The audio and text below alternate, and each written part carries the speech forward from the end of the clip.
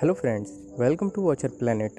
आज हम एक्सप्लेन करने वाले हैं रोमांटिक फैंटेसी मूवी को जो 2013 में रिलीज हुई थी, जिसे डायरेक्ट किया था रिचर्ड कर्टिस ने। और बात करें इसकी IMDb रेटिंग के बारे में जो है 7.8 आउट ऑफ 10 स्टार। इस मूवी में एक आदमी टाइम ट्रेवल करके अपने पास्ट में जा सकता है और चीज़ों को बदलकर उन्हें बेहतर कर सकता है। मूवी के स्टार्ट होते ही हम टिम नाम के एक लड़के को देखते हैं जो अपनी फैमिली के साथ समुद्र के किनारे रहता होता है।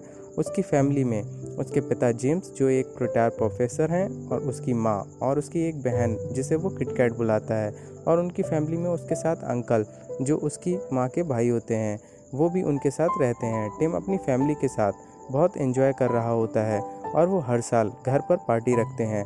टिम को लोगों से ज़्यादा मिलना पसंद नहीं है।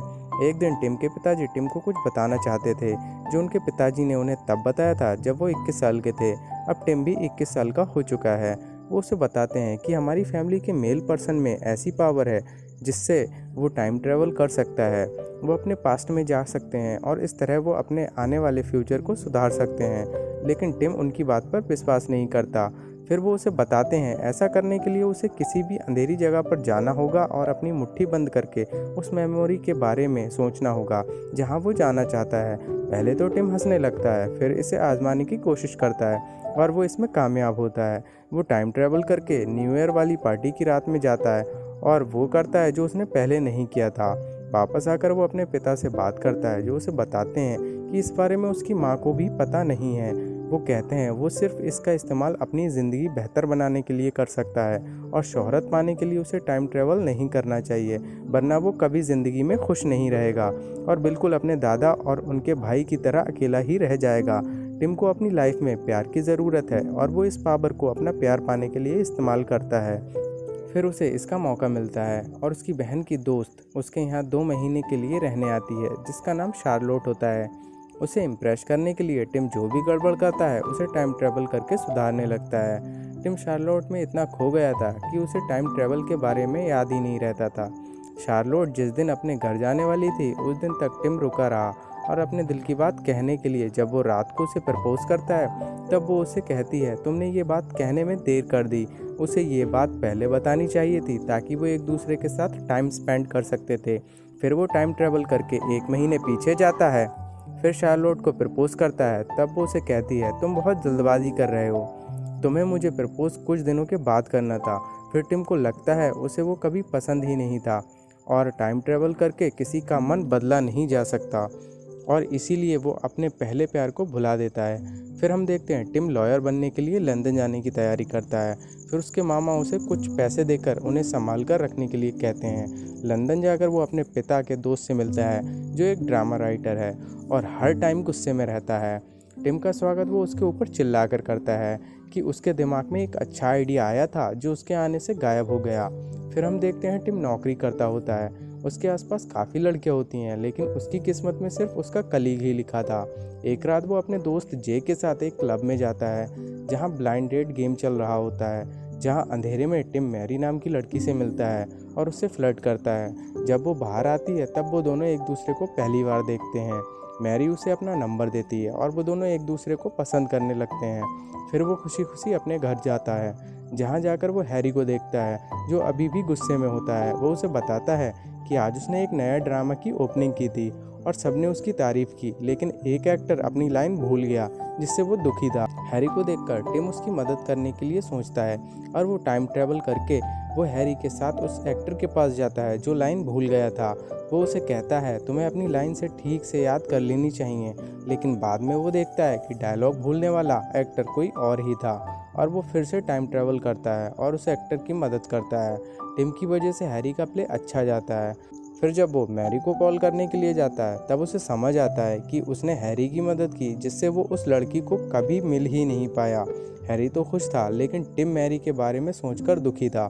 फिर हम देखते हैं टिम को याद आता है कि मैरी को एक मॉडल बहुत ज़्यादा पसंद थी, इसलिए वो उस मॉडल की एग्जीबिशन में जाता है।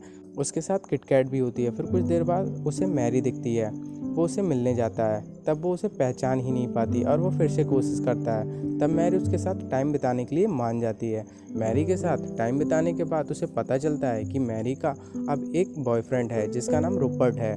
फिर इन दोनों से पूछताछ करने के बाद वो उसी पार्टी में जाता है जहाँ मैरी रुपर्ट से मिली थी, और वो उससे पहले पहुँचने की तैयारी करता है और वो सही वक्त पर पहुँच जाता है। मैरी को अकेला देखकर वो उससे बात करने के लिए जाता है और वो उसे उस पार्टी से बाहर ले आता है। वो दोनों एक दूसरे के साथ काफ़ी वक्त बिताते हैं और धीरे धीरे मैरी उसे पसंद करने लगती है। मैरी टिम के साथ और वक्त बिताना चाहती है और इसलिए वो उसे अपने घर तक वॉक करने के लिए कहती है। उसके बाद वो दोनों एक दूसरे से प्यार करने लगते हैं और उन दोनों का रिलेशनशिप शुरू हो जाता है। वो दोनों एक दूसरे के साथ रहने लगते हैं। कुछ दिनों बाद उनसे मिलने मैरी के पेरेंट्स आते हैं, लेकिन मैरी ने उन्हें ये नहीं बताया था कि वो दोनों एक साथ रहते हैं। वो सिर्फ ये जानते थे कि टिम उसका बॉयफ्रेंड है।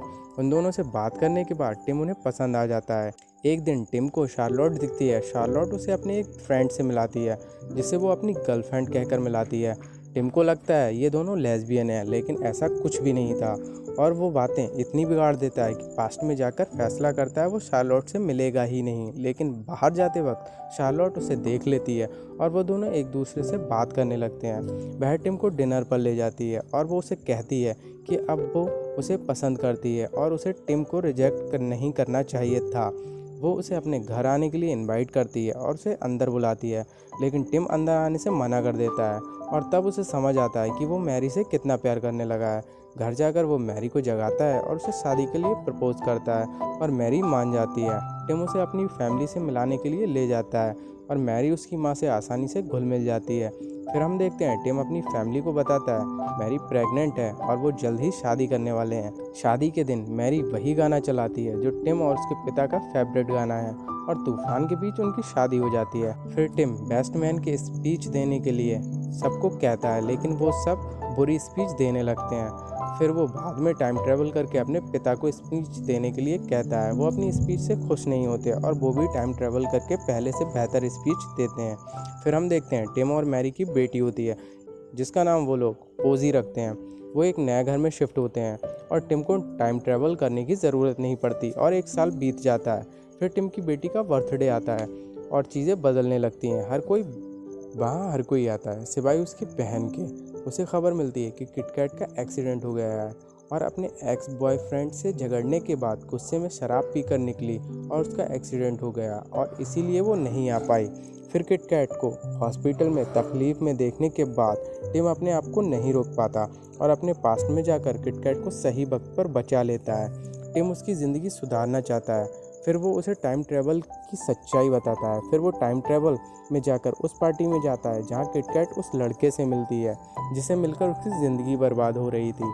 फिर टिम उसे उस लड़के से मिलने से रोकता है। वो और पीछे जाकर किटकैट को अपने दोस्त जे के साथ रहने के लिए कहता है। फिर जब वो प्रेजेंट में आता है तब उसे पता चलता है कि उसकी बेटी की जगह उसे एक बेटा हुआ था, जो उसे अब एक अनजान बच्चा लगता है। वो इस बारे में अपने पिता से बात करता है। उसके पिता उसे बताते हैं वो बच्चे के जन्म से पहले जाकर फिर से एक लड़की को पैदा नहीं कर पाएगा और एक लड़की की जगह लड़का इसलिए हुआ कि वो टाइम ट्रेवल करके उस समय में पीछे गया जहाँ उसकी बच्ची पैदा ही नहीं हुई थी और ना चाहते हुए भी वो फिर से पास्ट में जाकर किटकैट का एक्सीडेंट होने देता है ताकि उसे फिर से उसकी बेटी मिल जाए जिसके साथ उसने वक्त बिताया था। टिम और मैरी किटकैट से कहते हैं कि वो उस लड़के को भूल जाए और जे के साथ अपनी ज़िंदगी आगे बढ़ाए, पर वो मान जाती है। फिर हम देखते हैं और कुछ दिन बीत जाते हैं और उन्हें एक और बच्चा होता है। कुछ वक्त बाद उन्हें पता चलता है कि जेम्स को कैंसर है। टिम चाहता है कि पास्ट में जाकर वो इसे बदल दे, लेकिन जेम्स कहता है कुछ चीज़ें कभी बदली नहीं जा सकती। फिर जेम्स उसे कहता है एक और राज है जिसे इस्तेमाल करके वो अपनी पावर के साथ खुशी से रह पाएगा और ज़िंदगी बेहतर जी पाएगा। उसे ज़िंदगी के हर एक दिन को 2 हिस्सों में जीना होगा। दिन के पहले हिस्से में वो आम लोगों की तरह नॉर्मल बिताना होगा, बिना टाइम ट्रैवल किए, और अपनी परेशानी को झेलना होगा, और दूसरे हिस्से में पूरा दिन बिताने के बाद रात को टाइम ट्रैवल करके फिर से वही दिन बिताना होगा, लेकिन इस बार वो उस दिन की उस खूबसूरती को देखेगा जो उसने पहली बार में नहीं देखी थी। टिम ऐसा ही करता है और वो अपनी ज़िंदगी को खुशी से और बेहतर तरीके से जीने लगता है। फिर हम देखते हैं उसे खबर मिलती है कि जेम्स गुजर गया। अंतिम संस्कार से पहले वो एक बार अपने पिता से मिलना चाहता है और इसके लिए वो टाइम ट्रैवल करता है, जो जानते हैं कि उनकी मौत के बाद वो वहाँ आया है। वो दोनों एक दूसरे के साथ वक्त बिताते हैं और टिम वापस चला जाता है, और ऐसे ही जब भी उसका मन करता है वो अपने पिता के साथ वक्त बिताने के लिए पास्ट में जाने लगता है। फिर एक दिन मैरी उसे कहती है कि वो एक और बच्चा चाहती है। टिम के लिए ये मुश्किल फ़ैसला था क्योंकि उन्हें एक और बच्चा हुआ तो उस बच्चे के जन्म से पहले वो अपने पिता से मिलने के लिए नहीं जा पाएगा। इससे उस बच्चे का फ्यूचर बदल सकता है, लेकिन वो मैरी का भी दिल तोड़ना नहीं चाहता और वो मान जाता है। बच्चा होने से पहले टिम अपने पिता से एक आखिरी बार मिलने के लिए जाता है और उन्हें बताता है ये उनकी आखिरी मुलाकात है। फिर जेम्स टिम को अपने साथ उसके बचपन में ले जाता है और वो दोनों अपनी यादें जीने के लिए बचपन में जाते हैं और आखिरी बार एक दूसरे के साथ पूरा दिन बिताते हैं। फिर टिम अपनी ज़िंदगी प्रेजेंट में जीने लगता है और अपने परिवार के साथ हंसी खुशी रहने लगता है। किटकैट भी जे और अपने बच्चे के साथ खुश रहने लगती है। टिम ने अब टाइम ट्रैवल करना छोड़ दिया है और अब हर दिन अपने पिता के राज के दूसरे हिस्से की तरह जीता है, जहां वो हर नॉर्मल दिन में खुशी की चीज़ें ढूंढता है और ऐसे ही खुश रहकर वो अपनी नॉर्मल ज़िंदगी को स्पेशल बनाने लगता है। इसी के साथ मूवी एंड हो जाती है। आई होप आपको एक्सप्लेनेशन अच्छा लगा होगा। एक्सप्लेनेशन अच्छा लगा है तो वीडियो को लाइक कर दीजिए और चैनल को सब्सक्राइब कर लीजिए। मैं मिलता हूँ आपसे अगले वीडियो में।